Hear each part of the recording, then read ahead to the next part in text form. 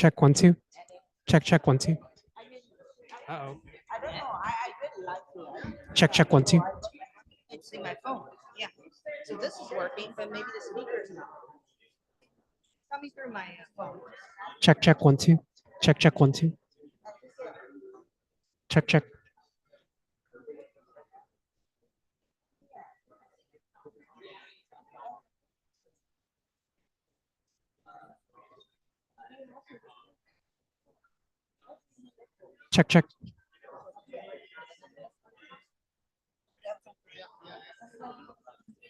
Check. Check. Mic check.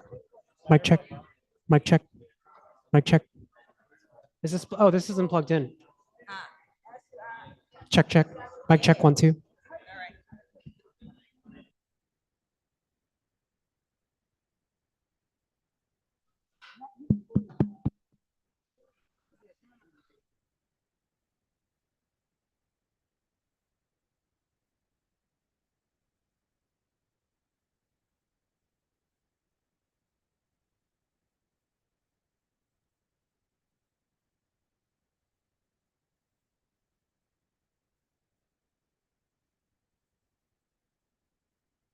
Test. Test 1, 2, 3. Test 1, 2, 3. Test 1, 2, 3. Test.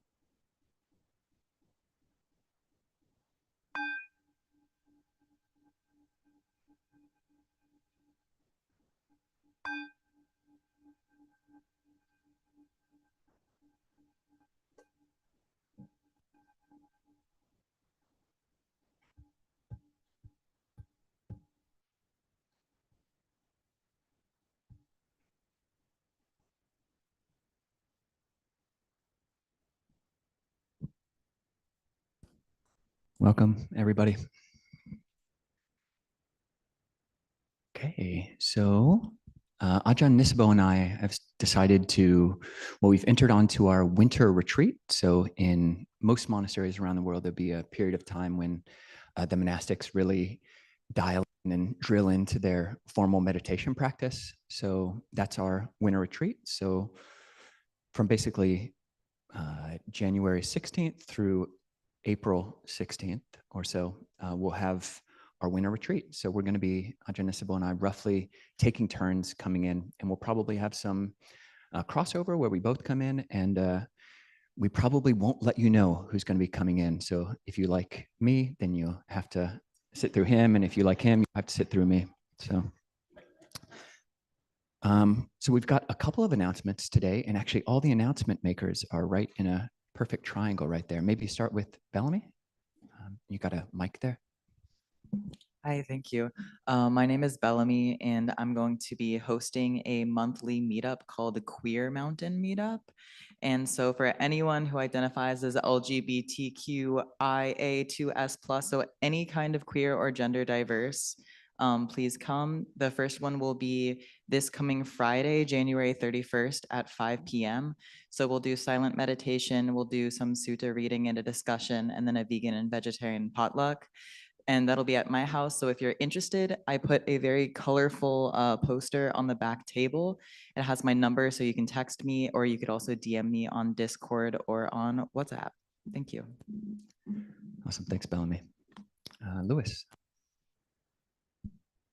Hello, I'm Lewis. Is Mark here? So I'm Lewis Sweeney, and I'm helping lead up the Taizé interfaith service with St. Mark's, who hosts us in this space. It'll be in early June, and I'm putting out a call for two kinds of participation. One is chanters. If you're a skilled or aspiring chanter, let me know, let Mark know on Discord or WhatsApp. I will learn to use both of them better, or just talk to me. And also for a few readers. We had readers last year that I want to give an opportunity to be in or out, but I know that there'll be at least one reader slot, which will be mine. So the very short readings, early June, and we'll do practice for the chanters that Mark will help with. So. Thanks, Lewis. And that's a really great way that we relate with St. Mark's Cathedral. It's an interfaith evening where we do, there's Christian hymns and different poems, and then we have Buddhist chants and whatnot. So it's a great chance for people who are interested in that kind of thing. You talk with Lewis and Janaki. This is just the usual announcement we make for St. Mark's. We get this space for free, and they've been very generous with us. So there's a donation box back there for them. So if you're so inclined, there's a box there. Great. Thanks, Janaki. And also just another announcement. On Monday, we'll begin a year-long study group of the book Seeing That Frees by Rob Burbea. And Kate Davies, who comes here often, will be mostly facilitating it, but I'll probably come to all the meetings as well. It'll be the last Monday of every month. And you can find out more information about that. There's a QR code on a piece of paper in the back. And also Matt might have more information. There's Matt. And we continue to have, in celebration or solidarity with our winter retreat, we've got increased numbers of hours on Zoom meditation. And this is not compulsory. I know some people hate Zoom, but for anybody who has even an okay relationship with Zoom, it's a neat thing to do, is to sit meditation. You don't even have to have your camera on, and just it's a forcing function, and it's a good whole group of accountability buddies if you want to be meditating more. So we're upping the daily hours from our usual 2.5 hours to 7 hours a day, and you can find out more information on our website. And it's not as weird as you would think. It's actually very sweet. It's sweet. So those are all the announcements, and we can begin more formally by doing some chanting together. So we'll start chanting a portion of the Noble Eightfold Path, starting on page 95. So this is a great discourse. It really summarizes the Eightfold Path and defines each of the factors very, very clearly. We won't be reciting the whole thing. We'll only be doing the English. So skip the parts in regular font. We'll just be doing the italics. And starting with right effort on page 95 and going to the first jhana, which is the first of the four types of right samadhi. And that ends on page 99 or so. I'll slow down. So when I start slowing down, you can realize that we're about to end the chant. Okay. So just try to chant along. It's surprisingly intuitive. 95, starting with, and what bhikkhus is right effort? And bhikkhus here, it does mean monastic, but really it's a placeholder for any serious practitioner. So we're all bhikkhus, we're all practitioners in this sense. And feel free to, if there are any pronouns that you want to change, feel free to do that. Page 95. And what bhikkhus is right effort? Here bhikkhus, a bhikkhu awaken zeal for the non-arising of unarisen, evil, unwholesome states. They put forth effort, arouses energy, exerts their mind and strive. One awakens zeal for the abandoning of arisen, evil, unwholesome states. One puts forth effort, arouses energy, exerts their mind and strive. One awakens zeal for the arising of unarisen, wholesome states.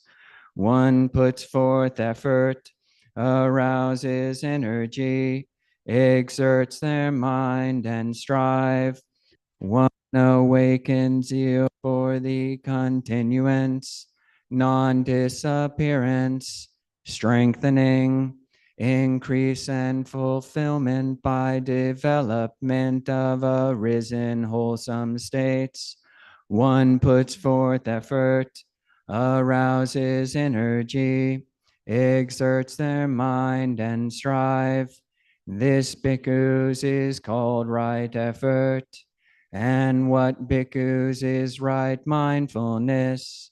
Here bhikkhu abides contemplating the body as a body, ardent, fully aware and mindful, having put away covetousness and grief for the world.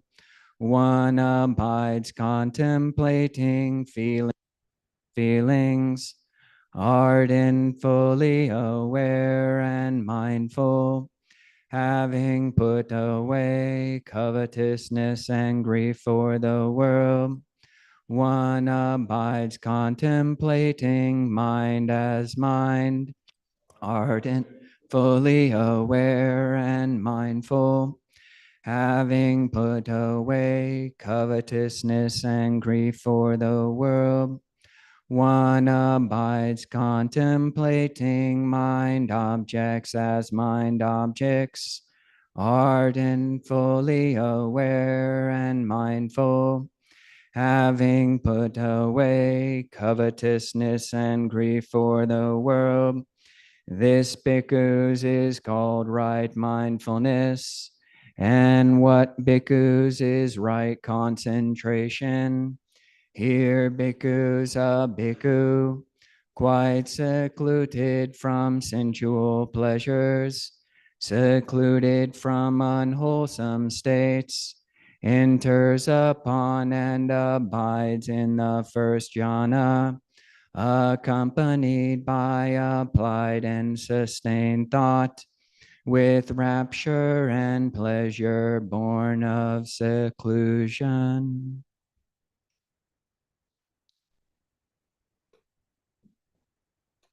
Okay, so we can try to enact all of that as we meditate together.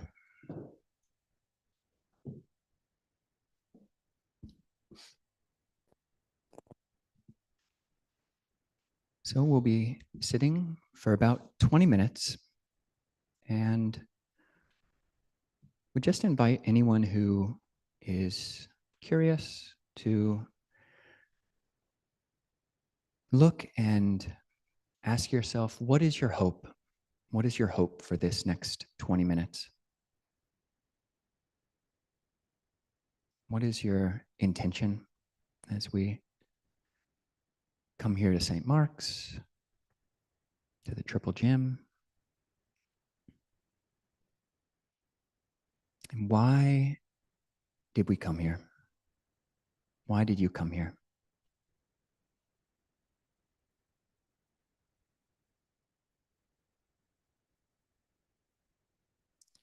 And see if you can make that as clear in your mind as possible. What do you hope to accomplish? What is your wish and hope for this next 20 minutes?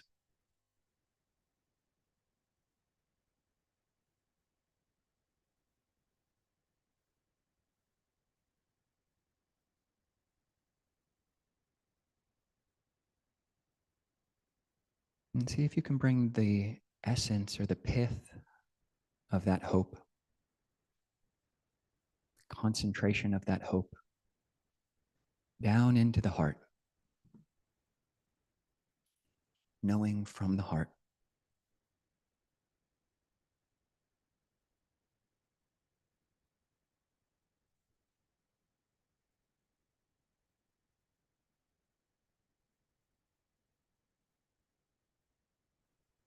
Now see if you can yoke that hope, connect that hope with a word. It can be a traditional meditation word, like the word Buddho, which means awake. It can be peace. It can be stillness.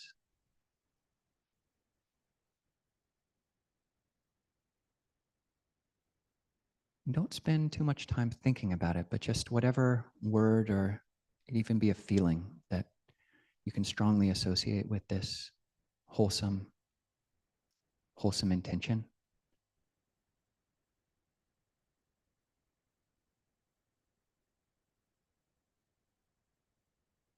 See if you can bring those all into the heart space.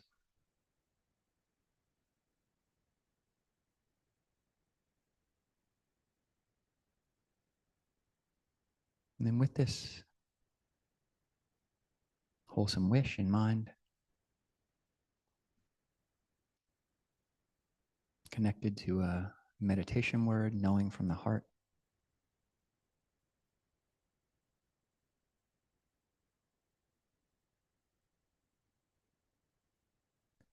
spend the rest of the time just being with, just drenching, steeping, filling and pervading the heart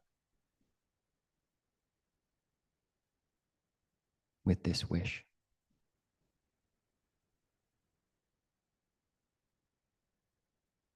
And if you can, yoke it to the breath as well. We're in the heart, and we have lungs on either side. And then we inhale. We can recite first syllable of our word, But. And every exhale, Do. Peace, peace.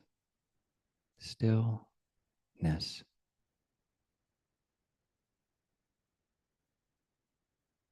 Giving the mind something to do, to encourage it just to be.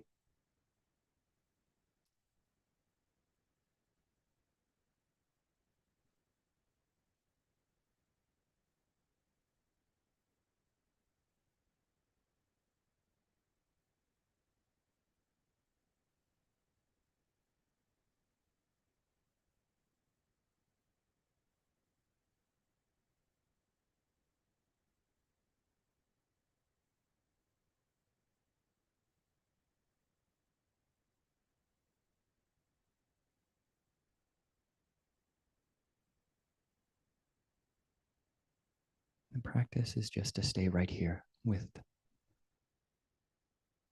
every hug of the in-breath.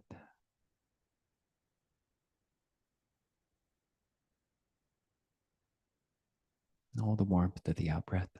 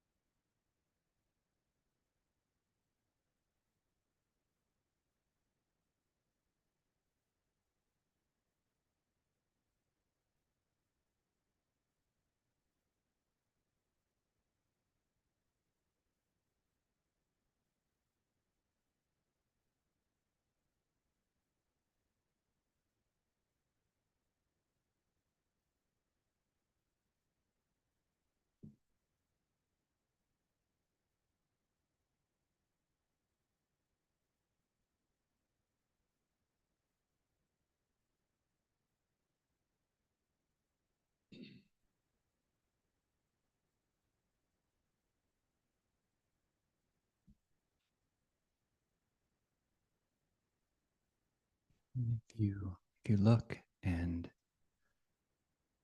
the mind is ran off somewhere else, just come back to this heart space, to that original wholesome hope. Knowing every in-breath and every out-breath. Buddho. Buddho.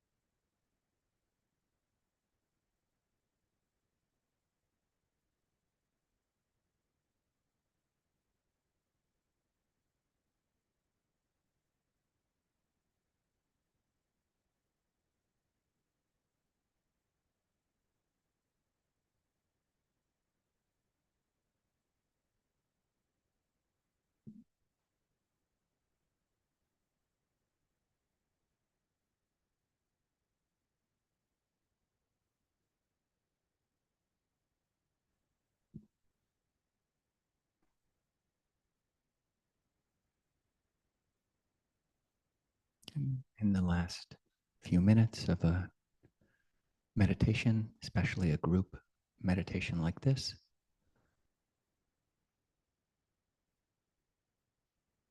see if you can let go of any sense of limitation. We've been dwelling in our heart space. You might just feel that, knowing stops at the edge of the body, that intentions stop at the edge of the body. See what can happen if you just let go of that perception that a wish of loving kindness, a wish of goodwill can extend without limit, starting from this heart space. The next in-breath, you can say to yourself, may I be happy.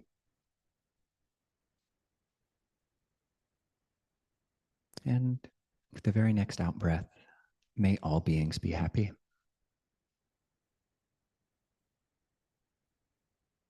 And an openness.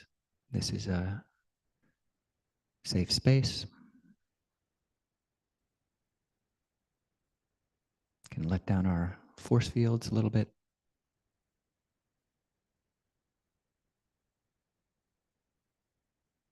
This wish for our own well-being and the well-being of all beings doesn't have to stop in this room. We can keep all our friends here in mind. May all the beings here in the Triple Gym be happy. And extending out through the walls, where everyone in Capitol Hill, in Seattle,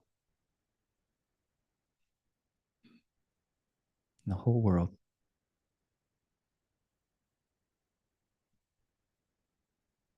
You don't have to push the wish. Just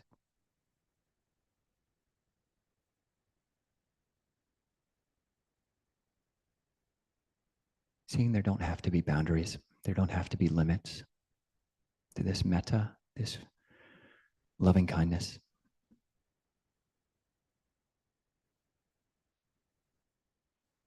May I be happy and may all beings be happy.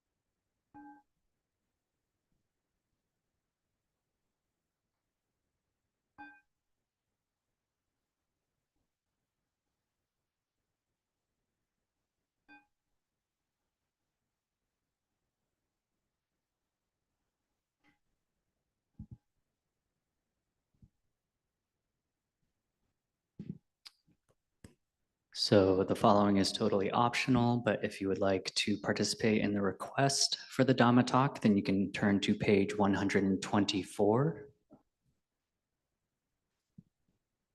And we can start with 3 bows to pay respects. So bow.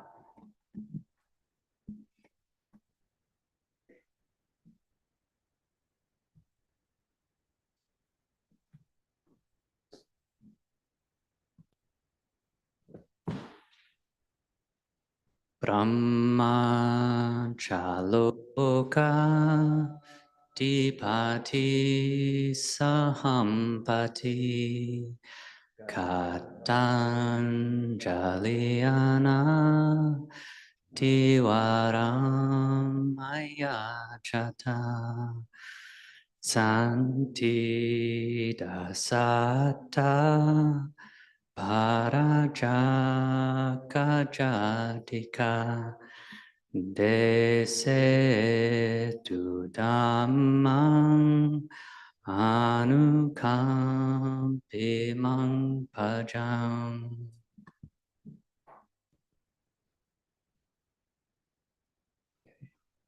So with that beautiful invocation, we'll just invite anyone who is interested or curious to hold your hands in Anjali like this. And just as we did before the meditation, in just a moment, I'll be reciting a traditional opening for a Dhamma talk, the Pali for homage to the Blessed, Noble, and Perfectly Enlightened One. And as I do that, ask yourself again, just check in with yourself again about what is your hope now for this half hour. I'll be speaking, sharing some words on Dhamma, and just what is your main hope, your main wish for this next half hour? And making that clear and just settling that, massaging it into the heart as I chant. Namo tassa bhagavato arahato samma sambuddhassa. Namo tassa bhagavato arahato samma sambuddhassa. Namo tassa bhagavato arahato samma sambuddhassa. Buddhang dhammang sanghang namasami. Okay, so I hope everybody can keep that in mind, keep that feeling and that intention, that wish for yourselves, whatever it is, the wholesome wish of why you came here, what you're doing here as we sit here and be together. So I'm going to start off by just asking what could be a somewhat fraught question. So, is there prayer in Buddhism? Is there prayer in Buddhism? Okay. So who thinks that there is prayer in Buddhism? You can raise your hand. Okay, got quite a few hands. And who thinks that there's not prayer in Buddhism? Okay, we got some more hands. We got more hands. Yeah, American Buddhism is like a minefield. It's like a minefield. You have to really be careful what you talk about. I mean, largely, there's maybe 2 main groups which are represented here, which is great because Clear Mountain and the Dhamma is big enough to hold lots of different types of people. But you've got people who are maybe more heart-centric, maybe people who grew up in a Buddhist country or people who've been influenced by Mahayana and are just really very in touch with their own emotions. And they think, if this monk says that there's no prayer in Buddhism, I'm going to leave. Did this monk miss the first day of monk school? What is wrong with this guy? And then you've got the other people, the other group, maybe atheist inspired, like pseudo-Buddhist, Buddho-curious, demi-Buddhist, part-time Buddhists, not even Buddhists, but just curious or just walked by and the door was open. who think, if this monk says that there is prayer in Buddhism, I am going to leave. Is this guy a religious lunatic? Prayer in Buddhism? And why does this matter? Why does this matter? What is the point of talking about prayer in Buddhism? And I think it's a great question to ask. And I think the utility of that, of talking about prayer, this way of tapping into a deeper heart space. It's good to talk about it in different ways to people who are inclined differently towards prayer. The English word prayer, the word just doesn't exist in Pali. The Buddha never used the word prayer. But does that mean that he never spoke in the direction of prayer or in the direction of yearning or wholesome desire? So for people who, maybe do have an affinity with this idea of prayer, of tapping into maybe something bigger, it's good to talk about, flush out, what does Theravada Buddhism, what did the historical Buddha have to say about this? And the English word prayer has lots of different meanings, and some of those meanings, some of the implications of those are in line with the Dhamma, and maybe some of them aren't, and maybe they might even be counterproductive. So you've got ideas of intercessionary prayer or promissory prayer. So if I say Iti piso Bhagava Arahang Sama Sambuddho enough times, then you're going to give me what I want, right? Is that, yeah? Or if I say, Lord Jesus Christ, have mercy on me, a sinner, enough times, then I'll get what I want. Or if I say, Namo Myoho Renge Kyo, or if I say, Namo Amita Butsu, or Namo Amitofu, or Namo Guanxu Yinpusa, if I say these mantras, which exist in most every spiritual tradition that I know of, if I say this enough, then whatever I'm wanting from whatever deity or whatever principle I'm praying to, that I'm going to get that. You're going to intercede at intercessionary prayer. You're going to intercede on my behalf. And a lot of these prayers are made in the direction of, may I not get sick, may those who I love not get sick. And to the extent that a wish is based on something which is just impossible, then it's just not, whatever you call it a prayer, you call it a fervent desire, it's just not intelligent to have a wish which is just impossible. So we've got something called these 5 subjects for frequent recollection. I'm of the nature to age, I'm of the nature to sicken, I'm of the nature to die, I'm in the nature to be separated from that which I care about, and I'm the owner of my karma. And not just me, but all beings are subject to aging, sickness, death, separation. And if I wanted this, if I promise God or the Buddha or whatever it is, if I promise I'll do this, and then you give me that, don't let me die, don't let me get sick, then that's not a good basis for a spiritual life. It just, God or the Buddha can't do that. It's beyond the capacity. Like, all beings are of the nature to age, sicken, and die. It's normal. That's the Thai translation. This is tamada. It's just normal. Aging, sickness, and passing away are just normal. So if our intercessionary prayer or promissory prayer is of that nature, then maybe we should tweak it. Or if we have a sense of petitionary or even penitentiary prayer, such, I did something in the past, please don't let me reap the results of that. I cheated on my partner. Don't let them get mad at me when they find out. Yeah, as much as you pray, God or the Buddha, or they can't necessarily grant that. We can be as skillful as we can, and but the Buddhist teaching really is one of skill. It's not one of intercedence.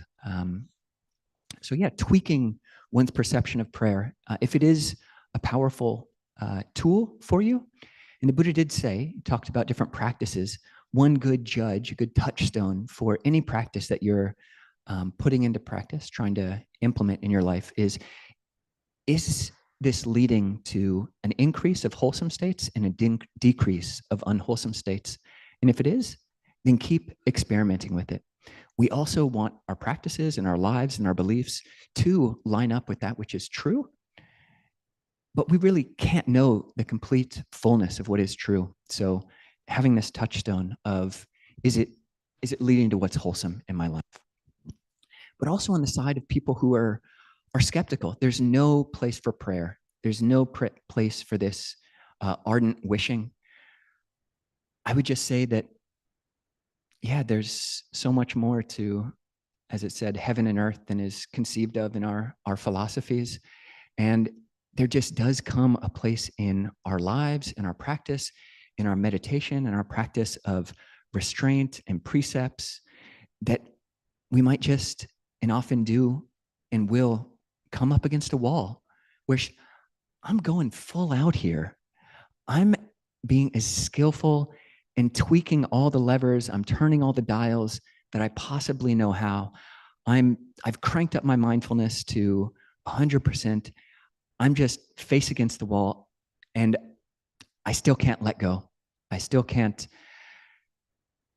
Yeah, my mind is still filled with whatever kind of unhealthy or hindersome mind state. I just can't let it go. I've done all I can. My ego is at its limit. And there might be a place here for just, a question mark, or at least a wish, And this can be really powerful because our egos, we have to admit, are really just the tip of the iceberg. And there is the whole rest of the iceberg underneath the water, and there's the whole water, and there's the whole sky, and just so much that we don't know. And just, there is a wholesome place for wishing. And that leads me to my next question. I've kind of primed you with a bit of an answer, but is there a place for desire in Buddhism? Is there a place for desire in Buddhism and wishing? Yeses? Yeses? Nice. All right. Even other people are nice too, but how about a place and not a place? Is there no place for desire in Buddhism? Sid, all right. Okay, we got a couple. You have to be discriminating with your desires. There's two types of desire in Buddhism. There's the desire, which is the second noble truth, which leads to suffering.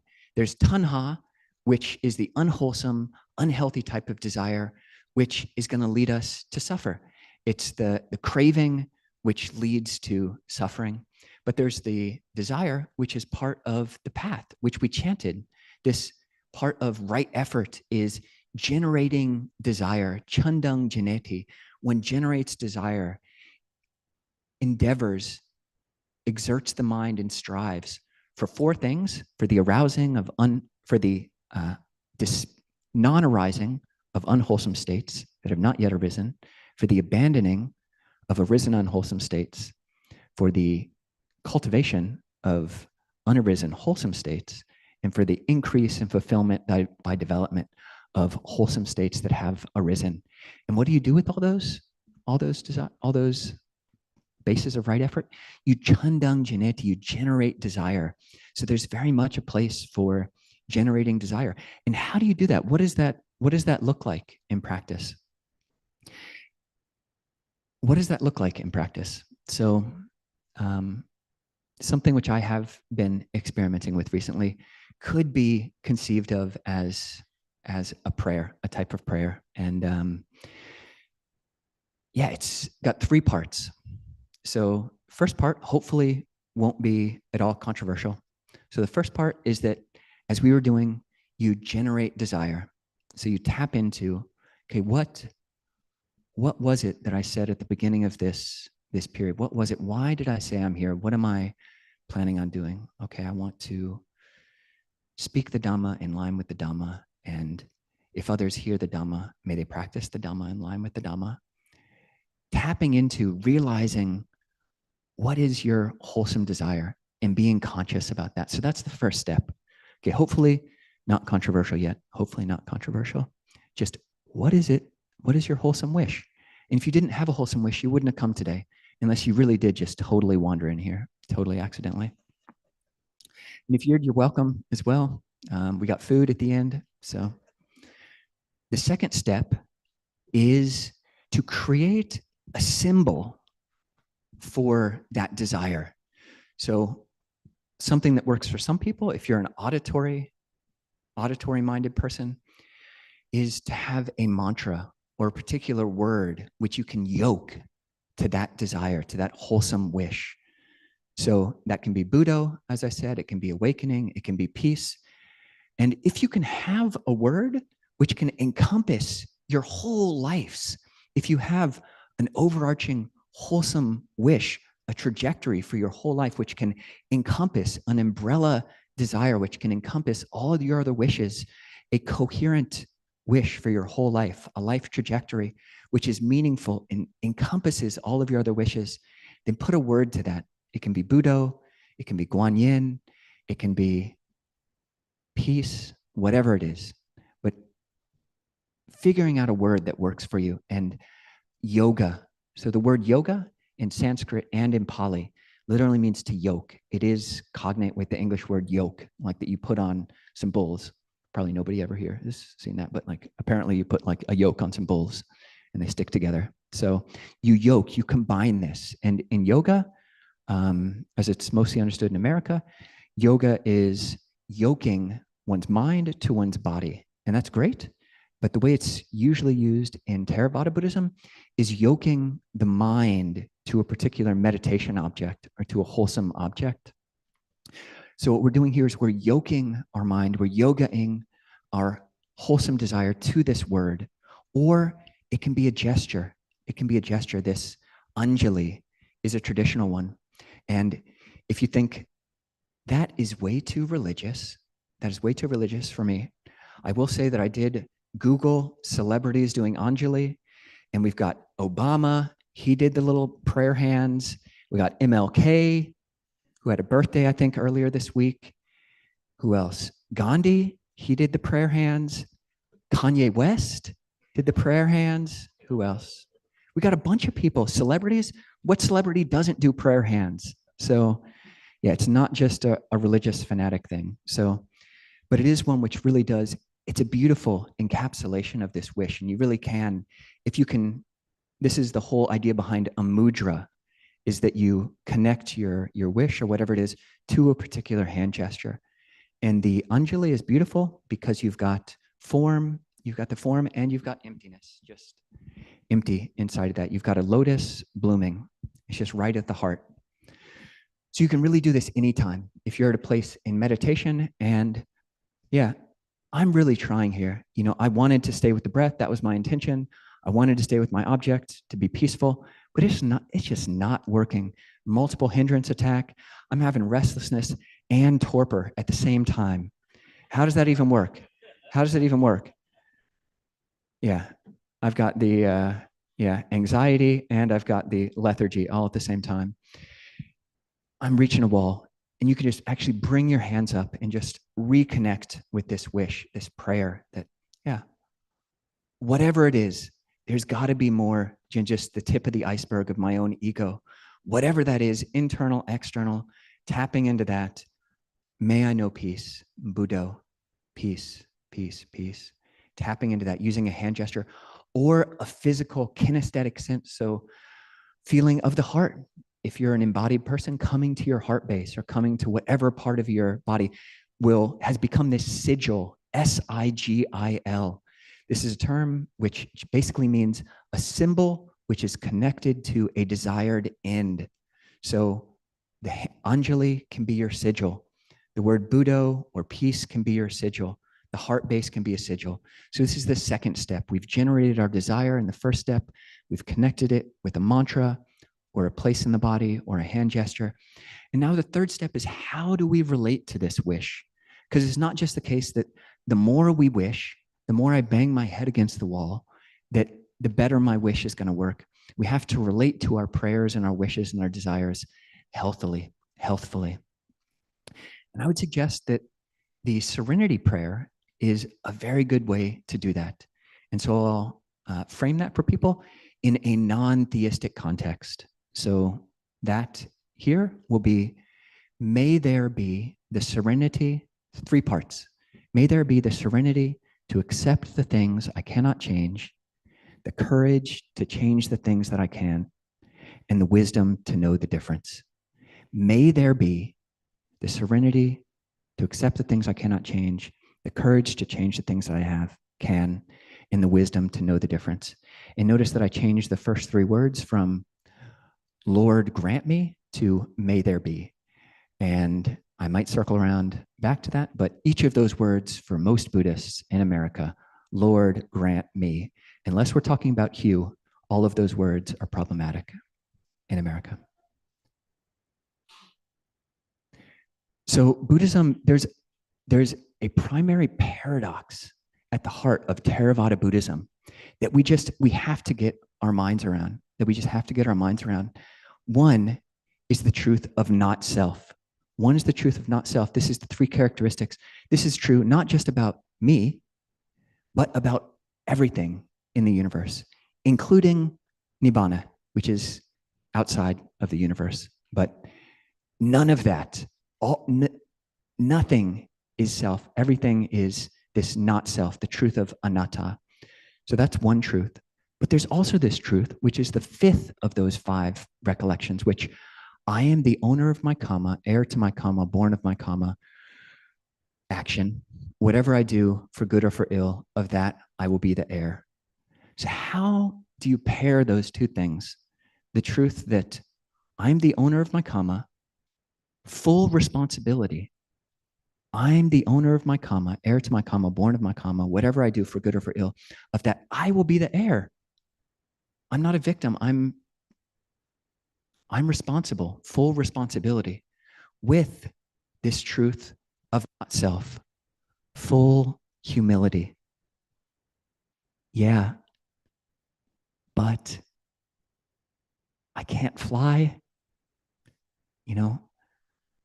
I can't, there's so many things which we come up to so many walls in our minds or in our bodies. And where we are right now, I don't think anybody in this room could just straight walk through that door if it was closed and locked. It's not. But there are limits to a human capacity, and not self. We can't just wishful thinking. We have to be realistic about things. The truth of not self. So full responsibility with full humility. So we'll look at each of these aspects. So we've generated our desire. Why am I here? I've got my word, my gesture to go along with that. And do feel free, like either really anytime. And this can be an especially good practice through daily life. People talk about, how do I take meditation into daily life? A gesture, a mudra, a way of embodying into the world is a great way to do that. Just, I know what this hand gesture means. It means peace, it means stillness, it means kindness for myself, it means not self, and it means accountability. It means all of these things. And I can just breathe and come back to that. But we relate to it with these 3 principles of the serenity prayer. So we'll go into the second first. May I have the courage to change the things that I can. This is that truth of right effort. We generate desire. We have the courage. So the Pali word for right effort is samma vayamo, or another word is virya. Virya is the Pali word. And it is cognate with the English word virile or victor. It's the person who is strong. It's a hero, a vira in Sanskrit and Pali, and I think modern day, maybe Hindi. A vira is the hero. It's the hero. You tap into this courage, this courageous energy that I can abandon unwholesome states. This is part of right view. Actually, I would argue this is the basis for faith in Buddhism. It is possible to abandon unwholesome mind states, and it is possible to cultivate wholesome mind states. That is possible. Tapping into that hero energy. This can be done. This can be done. It is possible. And notice there's not a first person pronoun there, and it's helpful to frame things in universal terms, because that eye is tricky. The eye is tricky. But it is possible. It is possible. So tapping into this heroic energy. So may there be the courage to change the things that I can. So this is the fourth noble truth, developing those things which you can develop. And we do that. There needs to be a huge place in our practice for that, a huge place in our practice for that. And it's 100% of our practice when it can be 100% of our practice. But there's also that first part. May there be the serenity to accept the things I cannot change. So this is acceptance. This is the truth of not self. This is the truth of the first noble truth, that you just have to acknowledge and accept and see dukkha. This is the way of practice known as seeing versus developing. You have the courage, the heroic energy, which develops, but you've also got this accepting serenity, which just sees, oh, it's like this. I can be peace. I can be at peace with this. I am up against the wall. Multiple hindrance attack. I am caring, and I'm caring as much about this person in this situation as I possibly can, and I want to care more.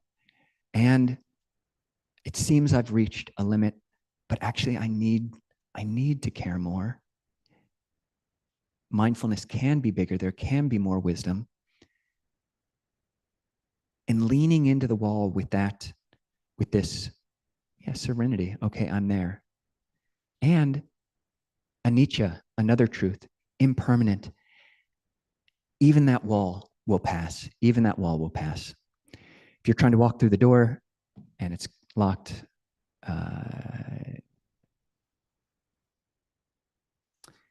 limits for analogies, but the third aspect of this is very important as well, and the wisdom to know the difference. We have to have wisdom. We have to have panya.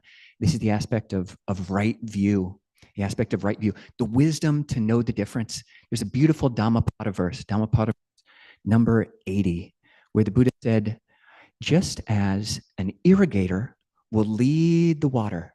So an irrigator is someone who's cutting a ditch, leading a body of water, a stream, cutting it in your garden or not.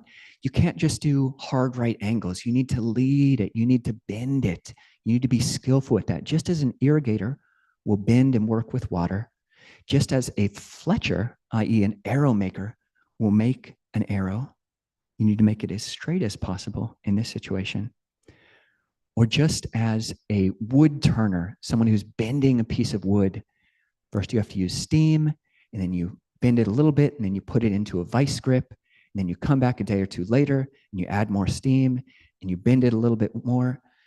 Just as a woodworker would bend water, so too a wise person, a woodworker, would bend wood. So too a wise person trains the mind. You bend the mind, you incline the mind. The mind is something that you have to work with. You have to have the wisdom to know the difference between, when can I force this piece of wood? When can I force the piece of water? Water can go at a 45-degree angle. Maybe it can even go more than that. But when do I need to make it as straight as possible, like the arrow? Having the wisdom to know if you're guiding a body of water or straightening an arrow or bending a piece of wood, how flexible, how malleable, how workable is the mind right now? And that's one reason that we cultivate samadhi, where the Buddha says, when you cultivate samadhi, you can make the mind concentrated, purified, bright, free from imperfections, malleable, wieldy, workable, attain to imperturbability, malleable. Literally, it's made soft, mudu bhuta. And when the mind is soft like that, you can do a lot. You can do a lot. You can do a lot with it when the mind is flexible. One image which comes to mind, though, is that as we're cultivating this wisdom, we kind of have to be a little bit like MacGyver. Does anybody know MacGyver? TV show? Yeah, nice, Gary. You know MacGyver. is a television show in the late 80s or early 90s or something. I think I was watching it on reruns, but it's awesome. This guy gets locked up in a room with a bomb and basically has to use whatever's in the room to make the bomb not explode. And he's great. He can just always do it in the nick of time. And so that's what we need to do. What tools are here? How malleable or rigid is the mind right now? And we can't just flip a switch. Okay, soft as possible mind. The mind is just going to be as soft as possible. The mind doesn't just always, sometimes the mind is on a dimmer switch, but if it is flexible, then we can work with it in that way. So cultivating the MacGyver mind.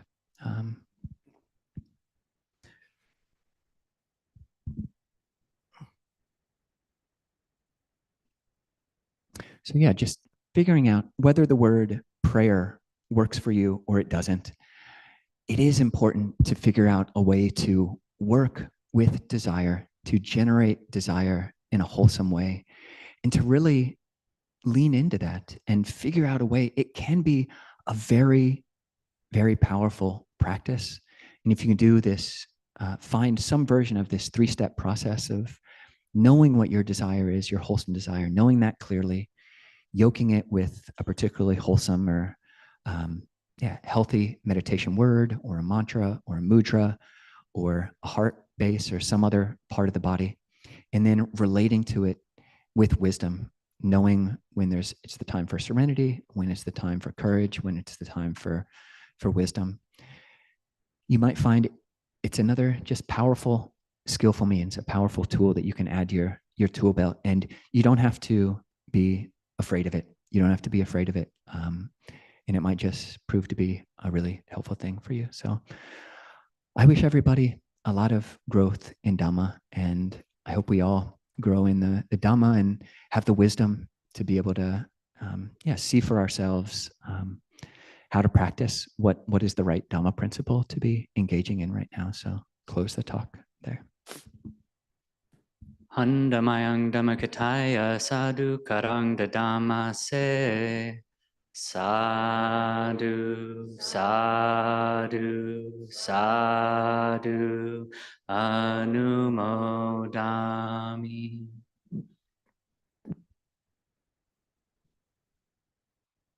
Okay, so do you have times for questions or comments right now? If anyone has questions in here, I think Miles is a mic runner, so you can just raise your hand and we'll bring a mic to you so the people on Zoom can hear. Hey, and there are the people on Zoom. Hey, everybody. All right, way to go, Chia and Milo. All right, and Cheryl. All right. All right. Nice work, Chia. and Milo. Nice.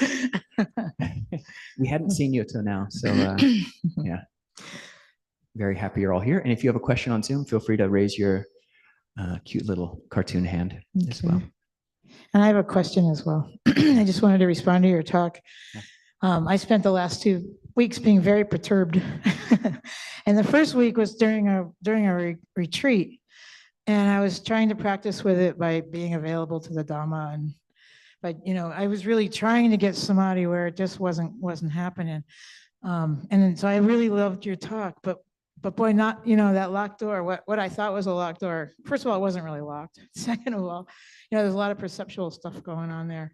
But I think that my question is how do I give myself a break now that I feel like I really screwed it up, that whole samadhi thing. I just I lost it. Yeah. So it's. Yeah, thank you, Cheryl. We can totally bruise ourselves. We just beat our heads against the wall. That's not what I was doing. This was something else. Yeah. And it wasn't monastic, domestic conflict or anything, which I suppose is nice to me. I just scratched my head on something. But yeah, we do. We really can bruise ourselves. And there's so much talk of striving, and we learn that, okay, desire is okay in Buddhism. And we just, think that maybe the ego is more powerful and wiser than it is. And forgiveness, really, forgiveness, I think it could be a whole another Brahma Vihara, these divine abidings, loving kindness, sympathetic joy, compassion, equanimity. And that this 5th one of forgiveness, it really is, it can come under the rubric of metta, but you have to forgive yourself, and you really have to be spacious with yourself. When I've pushed too hard and I've said things which I regret, but the things I cannot change, some of the things I cannot change are the past. May I have the serenity to accept the things I cannot change, and I can't change the past. I can ask forgiveness when I'm in a place where I can really do that. Then you can do that.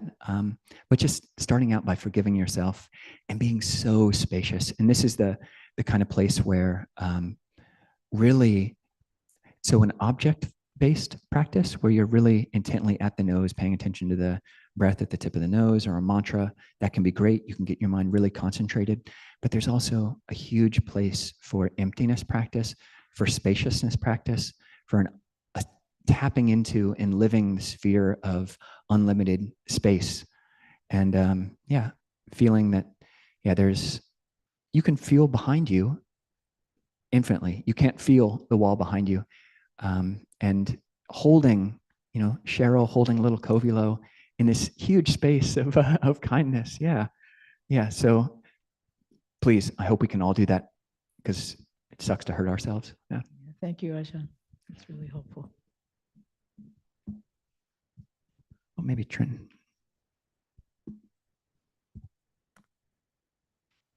When I think I was at a Abhayagiri when I heard this, but I heard Ajahn Yaniko talk about how before he came back to Abhayagiri, when he took his leave of absence from his abbot duties at Bodh Gaya, he called upon the Buddha's Barami. And I was wondering, would you be able to explain that and kind of mechanically how that works?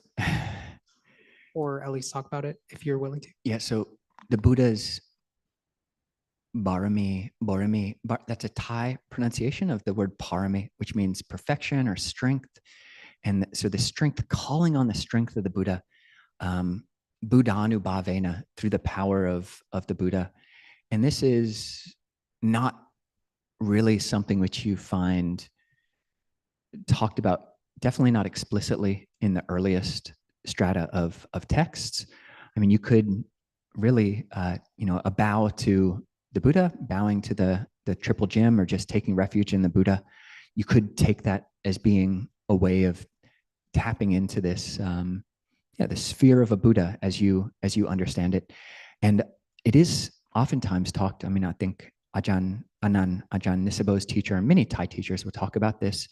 And it's just a framing which makes sense for a lot of Thai people. You don't need to ask many questions. Just, oh yeah, I'm just tapping into the power of the Buddha's strength. And there is a truth about reality that your entire experience of reality right now, and for your whole history and all the rest of your experience, the rest of this life, and if there are ever future lives, all you can ever know about that is what you can know about that. And all I can ever know about the universe is what can be known. So in that sense, yeah, anything that could ever be known about the Buddha as I could understand it is within the realm of big mind that I can experience.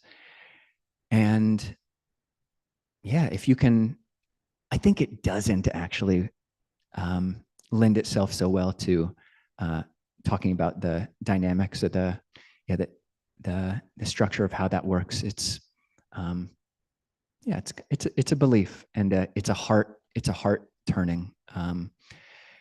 And yeah, I think there is a way it can make sense on a intellectual level of, may I interact with the fullness of the Buddha, and just leave it at that. And that is totally coherent. It's a totally coherent thought. May I tap into the full sphere of the Buddha, of knowing, of brightness. Yeah, this is also a helpful dynamic. The way the Thai chanting books define Buddha is Puru, Puden, Pubokban, that which knows, that which is awake, and that which is bright. That which knows, that which is awake, and that which is bright. May my heart fully know that knowing, brightness, and awakeness. So, yeah. And if relating it to it in another way, leaning in with your heart is helpful, then yeah, lean in that way as well. Be curious and be creative with that. Maybe go Joseph, please.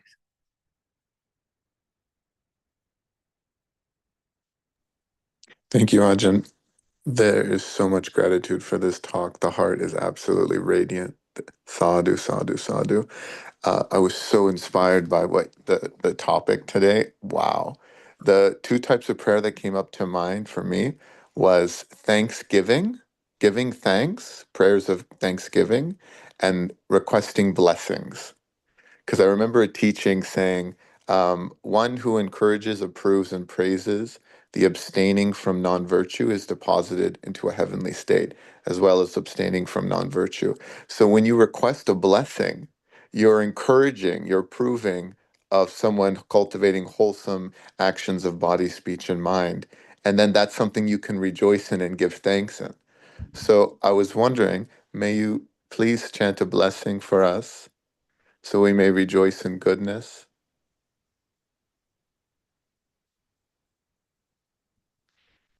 Thank you, Joseph. That's beautiful. Yeah. Thanksgiving and blessings, figuring out how to relate to, especially blessings. That's another foreign concept, I think, for a lot of us. And I will definitely chant a blessing, and I'd love to do it with everybody else. And maybe we can save that for the end, Joseph, and you can do it along with us. But yeah, we can do it all together at the end. And maybe go to Peter, do you still have a question? Oh. That's okay. We can go to Peter next. You can, yeah. Thank you for the Please. talk, Aja. Your talk reminded me of something that was said to me by, I think it was, or not, maybe not said to me, but that I heard in another talk, and something to the effect of,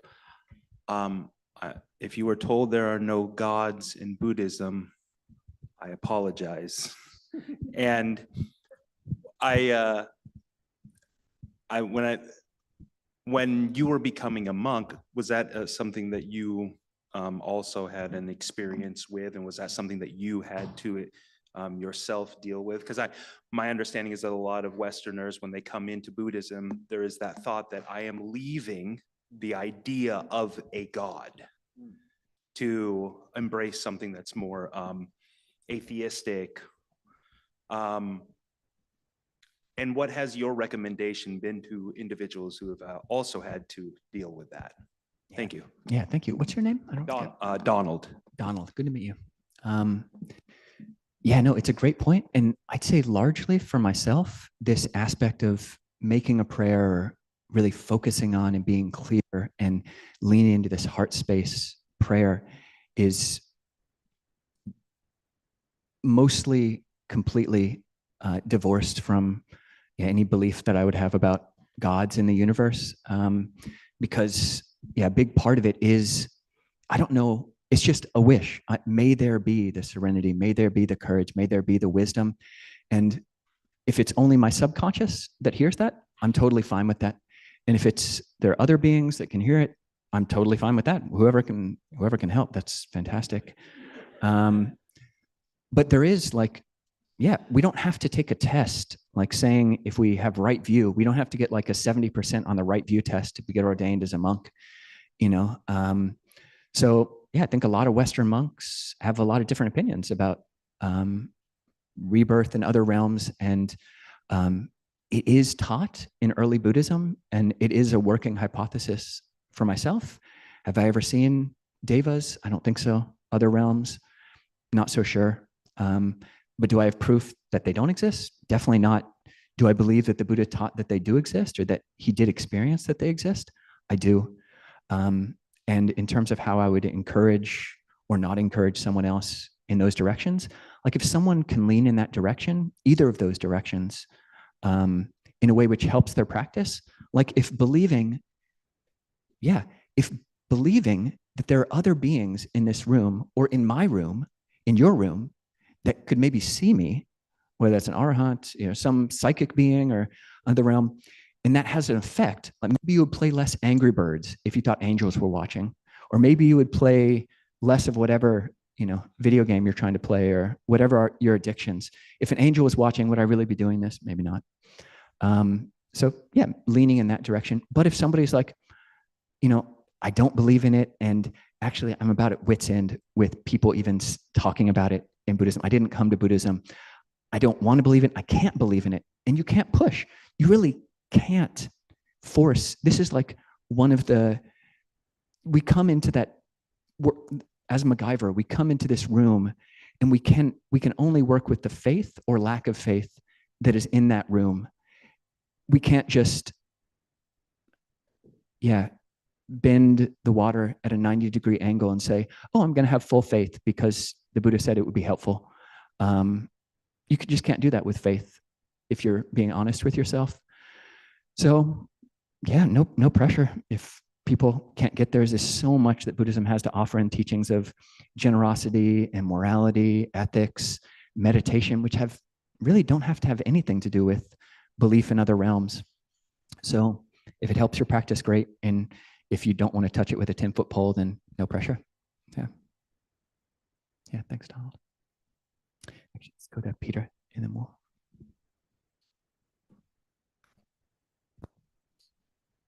Yeah, thank you for this talk, Ajahn. A number of things came up, but there are kind of two questions. You don't have to answer both. The first one is, you were saying that there is no reference to prayer as it's defined in English in the Buddhist canon. But what is the definition? I guess that's the first question in English that isn't found there. And then the second question that maybe you could speak more about is just that anatta and the not self and the sort of in the 5 recollections, the sort of, being heir to your karma. So basically you have some power, you're creating some kind of momentum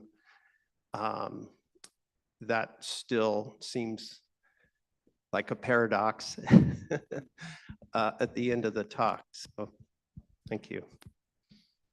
And maybe I'll just address that first. The first one about prayer. I mean, as I was trying to say, there's different, the English word prayer has so many different meanings. Probably every person in every church you would go to has a different idea about what prayer is in these different types: intercessionary, promissory, petitionary, penitentiary, or just, that I'll pray for you. I'm praying just a strong desire. I'm really praying that, we all have peace of mind, just a strong wish and wanting that. And so it's unclear in English, which is kind of the beauty. Why I use so much Pali is because Pali is so much more precise. It's basically a dead language, which is just preserved in Theravada Buddhism. So it has the clear meaning that, in one particular epoch in human history, in the Indian subcontinent, it was used for a very particular purpose, namely the purposes of Buddhism. Whereas, Sanskrit has, there's all sorts of Hindu meanings and Jain meanings, which are also used in Sanskrit, whereas Pali doesn't have that. And English is just such a hodgepodge of meanings. And if people don't like the word, then there's no pressure to use it. But if it does seem like, if your grandma wants you to say that you're praying for her, is there a way that you can relate to that word, which is intellectually honest within yourself and would satisfy her desire, her prayer? Yeah. Just one quick anecdote about prayer. So Ajahn Nisabo is a very heart-centric person. Anybody who knows Ajahn Nisabo, you can just see from before you even come in the room, you just see through the glass that Ajahn Nisabo has a huge heart. He's just a huge-hearted person. And he does use prayer in a way that I don't. He has a prayer, he tells me, that he says every day, which is just, Lord, humble me. Lord, humble me. And it's not infrequent that I feel like I'm God's gift to Ajahn Nisabo. Because yeah, we share a bathroom. And I mean, he is a very patient person. And I asked him if I could tell you all this, and he said yes. So yeah. Okay. Maybe go to, who's that first person? Juan. Hello. First of all, I want to share my gratitude for the whole work that Clear Mountain is doing. It's really wonderful, and I'm really glad to be here. And my question is in regards to the sixth precept of the Uposatha vows. So I have been undertaking that precept sort of more than the 4 days each month. And I have started to get a little bit worried for my weight, for, you know, fasting and the weight thing. I have basically my whole life, I have been skinny. And I don't know, I'm worried about keeping the precept and maybe getting too thin. And I was wondering if anyone interested in monastic life or who is actually a monk has had to go through something similar, and how do they go through that? Because maybe the Western standards for a good weight might be different from the monk's standard of a good weight. So anything you can share about that, I believe it will be of great benefit. Great. Thank you, Juan. It's good to meet you. So the sixth precept, which some people voluntary as monks and nuns, we take this precept all the time. It's, I undertake the precept to refrain from eating at vikala times, at what's translated as inappropriate times, literally the wrong time. And for monastics, that's any time after solar noon to the following dawn rise. And so some people, some lay people will take that and undertake it, try to keep it all the time. Or some people will try to do it once a week or once a month or 3 times a week. So different ways to kind of up your practice to see, oh yeah, do I actually really need as much as I have been used to consuming? And I think it's really important to be very conscious about the time frame. So you talk about SMART, S-M-A-R-T resolutions, which are specific, measurable, actionable, reasonable, and time-bound. So as a monk or a nun, I have undertaken this precept. The time bounding is for as long as I'm going to be a monk. I'm going to keep this precept. But as a layperson, you have more flexibility. And I would suggest, if you are experiencing some, being more specific with how long you take this on. Maybe you, if the weight loss, if it's just an intellectual worry, then maybe you just want to watch it. But if it's actually a health worry, then you might want to adjust. This rule of not taking solid foods, there are calories which a monastic can take in, and people taking the sixth precept can take in something called the 5 tonics, which are ghee and honey and molasses and fat and new butter, or navanita. Some people translate that as cheese. So, and we can take in non-caloric medicines like coffee and tea and other herbs. So you've got that whole realm of things. And there are monastics who say have diabetes. In some of these tonics, it's just not smart to be eating a bunch of sugar. That's just ridiculous. Are you crazy? So yeah, figuring out, being honest with yourself about what your body situation is, what your ordained or non-ordained status is, and saying, oh yeah, maybe I don't, if you've taken on, maybe trying it for a day less a week and seeing if your body responds differently that the day that you are taking food. Maybe you want to define for yourself vikala differently. Okay, I'm not going to, what the quote inappropriate time for me is going to be is, okay, I'm going to only eat from lunch till dinner, or whatever the times, just being specific about that. So there's nothing magical about eating just in the morning, but the whole principle is to look at your own situation. How much do you really need? But being honest and compassionate with yourself and realistic with your own body. And yeah, you don't want to damage your health. So yeah, good question. And hope you can join our Discord server if you're not on there already. There's a lot of people. I think we have a lot of probably hundreds who are experimenting with keeping the 8 precepts at periods of time. So I think we might have to wrap up. Sorry we didn't get to everybody. Who's there? The last 2 questions that we didn't get to? David and Samir. Okay. Well, sorry, maybe you guys can join on Wednesday and ask your questions or bring up your points. Okay. So yeah, one thing that we do, another way that you can understand prayer is to just make the heart bigger in terms of including more people in your practice. And one way we institutionalize that, instantiate that here at Clear Mountain is this blessing braid. So we have this list on our website of people who are kind of in our extended community, maybe aren't here, or family, who we just want to bring into the space and to dedicate the goodness of our practices to.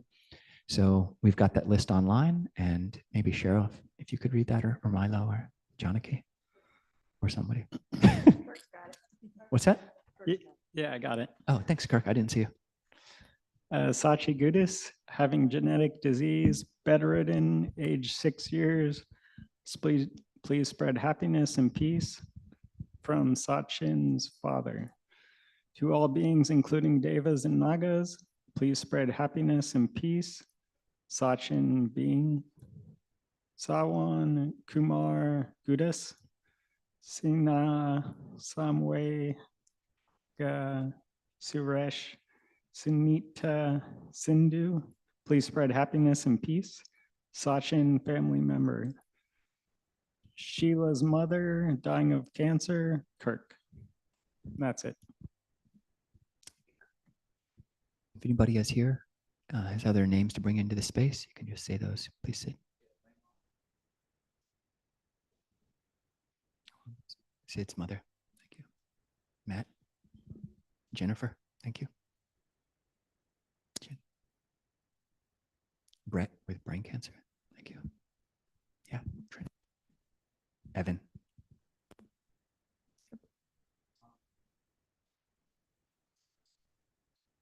Tom, who's in hospice with COVID. Thank you. Kim. Matt. Danny. For the unhoused. Thank you. Yeah, please. Carol. Thank you. Mark. Okay, we can sit with all those names, all those people, bring them into your heart and the space, and just sit with those names and those people for just a bit.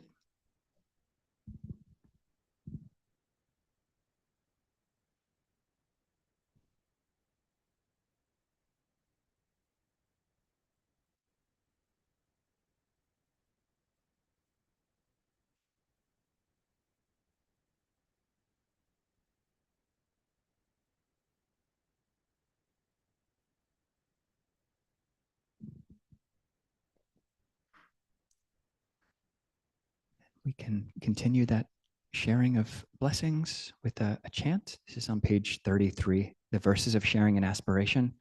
So just recollecting whatever those wholesome desires we've been cultivating, whatever goodness we've created here, wholesome mind states, forgiving mind states, loving mind states of peace, just sharing those, however that might work, just sharing that aspiration with all the people in our hearts. Now let us chant the verses of sharing and aspiration. Through the goodness that arises from my practice, may my spiritual teachers and guides of great virtue, my mother, my father, and my relatives, the sun and the moon, and all virtuous leaders of the world, May the highest gods and evil forces, celestial beings, guardian spirits of the earth, and the Lord of death, may those who are friendly, indifferent, or hostile, may all beings receive the blessings of my life. May they soon attain the threefold bliss and realize the deathless through the goodness that arises from my practice. And through this act of sharing, may all desires and attachments quickly cease, and all harmful states of mind, until I realize Nibbana in every kind of birth. May I have an upright mind with mindfulness and wisdom, austerity and vigor. May the forces of delusion not take hold, nor weaken my resolve. The Buddha is my excellent refuge. Unsurpassed is the protection of the Dhamma. The solitary Buddha is my noble Lord. The Sangha is my supreme support. Through the supreme power of all these, may darkness and delusion be dispelled. Okay.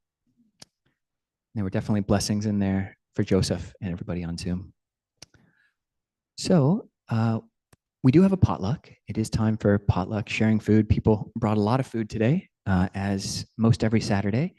And would like to invite, if anybody's here for the first, second, or third time, and you would be so bold, if you would be willing to raise your hand and maybe say your name and how you heard about Clear Mountain.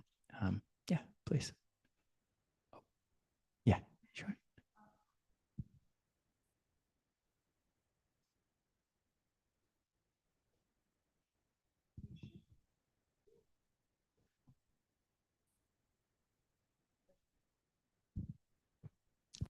Good to meet you, Melody. Welcome.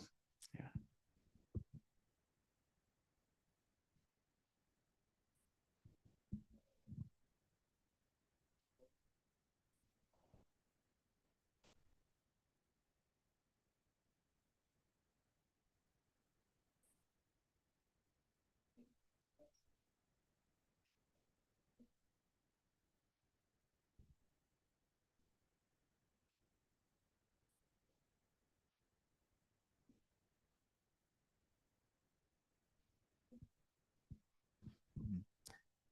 Great to meet you, Soleil. Yeah, please.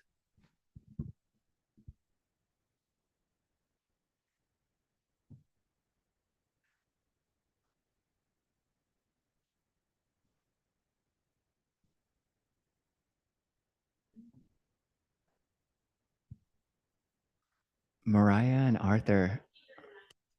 All right, well, great to meet you. Okay. Oh, please.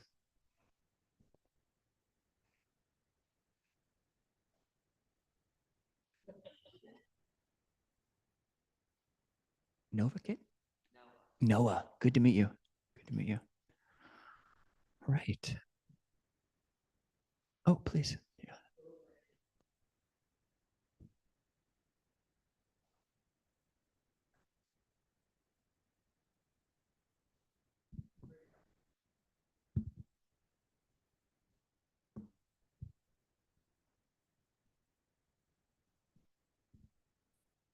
Good to meet you, Lindy. Yeah. Okay, well, now it's time for potluck, and there is a challenge, if anybody's up to it, to see if you can talk to someone who you don't yet know. That's a nice thing to do. And I'll actually be trying to catch I'll be leaving at around 11:45, a little bit earlier than usual. But I think Gary has volunteered as always to help clean up. But if you can give him a hand, doesn't have to be, certainly doesn't have to be before 11:45. But please, those who can, please help out Gary. And yeah, those who wish to bow, please feel free, but no pressure at all.